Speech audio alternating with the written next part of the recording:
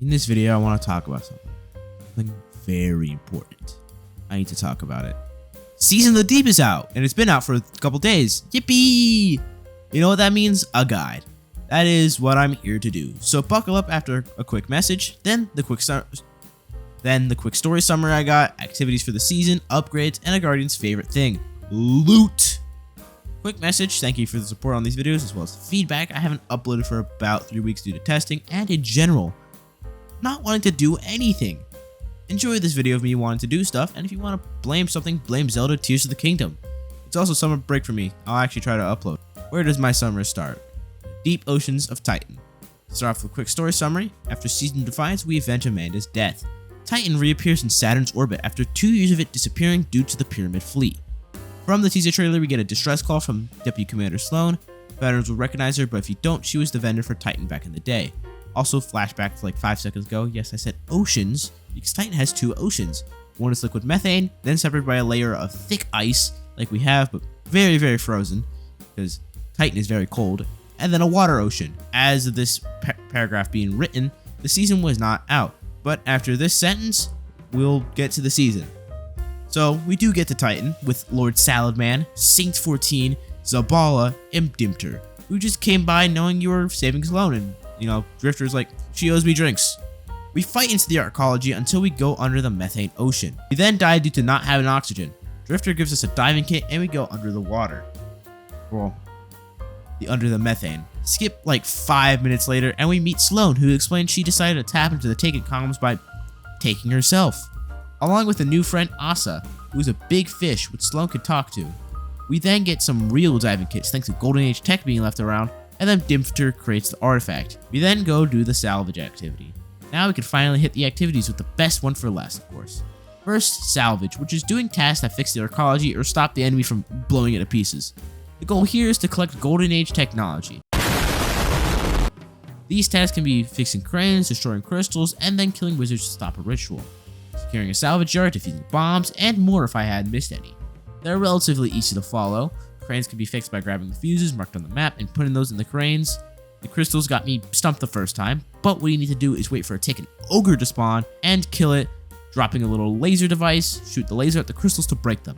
After that, wizards will spawn in, and you'll kill them to complete the job.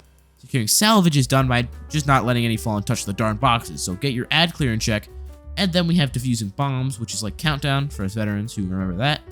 You just walk up and defuse it with your action key. Yes, I do know Countdown was put back into the game in Crucible Labs last season, if my memory serves me right. After that, the bar fills up. You go fight a boss. It requires you to kill 4 rune keepers by standing on the correct rune, which is listed in the middle.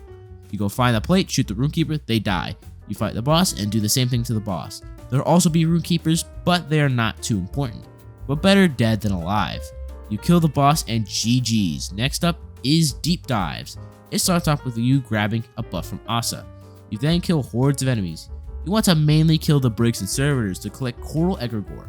The servitors give you more time, but the brigs allow you to collect the egregore. Each brig gives you 2 egregore you can collect. You do that a bunch of times and you go fight a boss. You can also get the one where you hack machines in the area, but I've only seen that a couple of times. Again, the boss is relatively simple and even simpler than the salvage boss. You shoot it and kill it. Then an immune phase, each like third of the health, where you kill servitors. Notice that it is a fallen boss and is subject to change each reset, so keep your toes up. But again, Destiny seasons stay simple, so don't get too worried.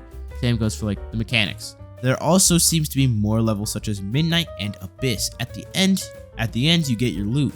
Note you can go find Toland, like a Where's Waldo book, which most idiots, I mean players, won't notice. So if you're on a team, you want to look for the orb and stand by it to signal other players to interact with it. Then you must kill the blades to complete the challenge to go deeper.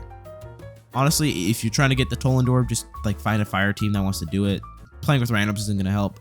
Our final and greatest activity in the game. The peak of Destiny 2, after 9 years of this game, we have the greatest game mode, fishing. The greatest activity in Destiny 2. After doing that boring main quest for the season, you get the fishing quest where you start fishing by first getting bait. You use this bait to fish in the EDZ, Nessus, and the Throne World. This can also get you some extra loot along with cool fish in your aquarium. Also, if you think fishing being the best activity is a joke, it's not. Reminder, as much as a Destiny player I am, I'm also a Warframe player. both have melted my brain like ice cream.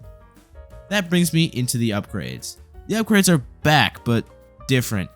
Instead of using currency, you just get them for doing challenges, which means you can just get them within about 3 weeks. Remember, rotations, of course. The upgrades are what we are used to. We have extra engrams for activities, armor focusing, weapon focusing. The first weapon focused in a week is its red border, stuff like that. Our more unique stuff we have is completing a Season of the Deep activity challenge, referring to the powerful reward for the activity, which has a chance to give extra deep engrams from activities. Another one is called Efficient Angler, gives a chance to refund your bait when fishing. There's also Deep Sea Locksmith, which when using a salvage key, you get a chance to get a deep dive key. You just need to kill all deep dive bosses. Hey, what does that say? Kelgarath! No way this absolute loser of a hive gets revived more than Tanix. He got taken? Who allowed this? Just stop reviving Kelgarath. Please, just... More on keys later. Finally, Dive Station, which gives ammo crates hidden at each depth in deep dive activities, which is obtained by doing an encounter at the Abyss level. Which ones do you get first? Well, not to answer your question, you're probably likely going to do these by accident. And to answer your question, the ones with focusing engrams, because every season is just a grind for them deep sight weapons. We need to be crafting all those god rolls. That's what we're going to talk about, the weapons. Now this brings me to the loot. A Guardian's favorite thing besides launching themselves at Mach 3. We have a hand cannon, SMG, sniper, sword, shotgun, and a pulse rifle. Same for the reckoning weapons. The difference is the elements and orgy perks, so pick your own poison, I guess. How do you get this loot though? Well, first by playing the season activities, deep dives, and salvage. You can also use keys to get more loot. The keys are automatically used at the end of the respective activity. You should know which to go where.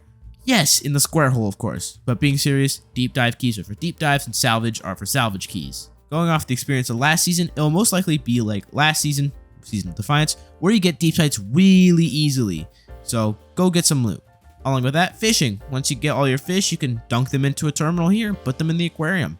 You do get loot from it. It's not too crazy, but some extra loot is very nice, along with the exotic fish if you're that lucky.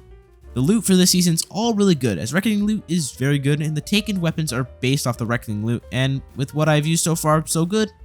Also, this lore tab is hilarious. Brother Vance probably deserved this, but imagine your main guy you worship not even knowing you. That is different pain right there. Anyways, I would say both sets of loot are great.